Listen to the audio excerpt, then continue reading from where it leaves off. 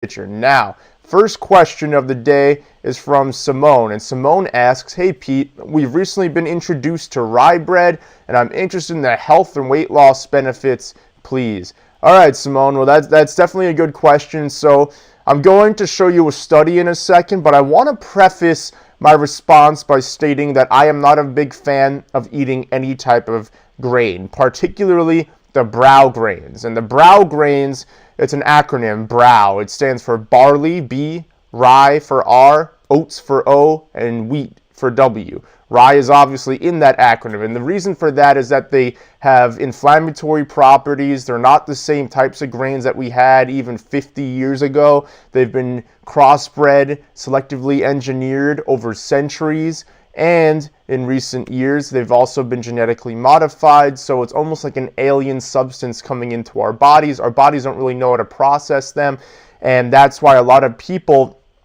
are sick and have different gluten-related conditions based upon that. So I want to show you a study. Obviously, there's a lot of sciencey dribble in here, but basically what this talks about is that the germ from rye and a couple other grains can lead to some pretty significant issues. It can lead to an increased risk of cancer, and it can lead to cancer induction in your body. So you're increasing your risk of cancer by eating certain types of grains, and unfortunately rye is one of the ones listed in that study. That's just one study. There are many studies out there, but I would not recommend you eat rye bread. I saw a bunch of stuff. I was looking for studies to show you prior to the show, and this is one of the ones that popped up, but I saw a lot of things saying the benefits of rye bread, and unfortunately there are no benefits of rye bread. If you're eating any type of bread and you're buying it at a grocery store, it's incredibly processed. It's not just the grains, which in and of themselves